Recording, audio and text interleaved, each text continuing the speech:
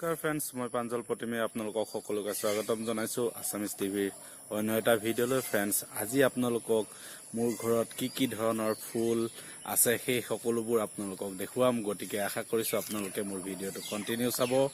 আৰু যিসকল নতুন ভিউৱাৰ্ছ আহিছে তেওঁলোকে মোৰ চেনেলটো আজি প্ৰথমবাৰৰ কাৰণে ভিজিট কৰিছে, তেওঁলোকক মই অনুৰোধ জনাম তেওঁলোকে যাতে মোৰ চেনেলটো ছাবস্ক্ৰাইব কৰে আৰু ওচৰত থকা বেল আইকনটো প্ৰেছ কৰি দিয়ে। নহ'লে আহক দেৰি নকৰি ভিডিঅ'টো আৰম্ভ কৰোঁ।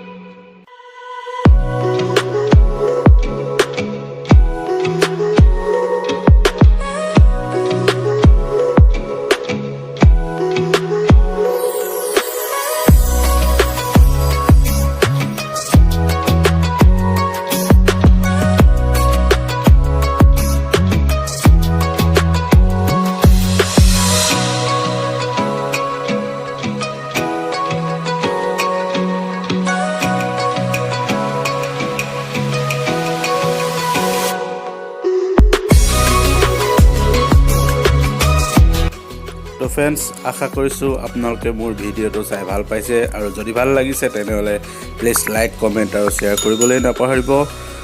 আকৌ লগ পাম এটা নতুন ভিডিঅ'লৈ। আজিলৈ আহোঁ, ধন্যবাদ। জয় আই অসম, জয় হিন্দ।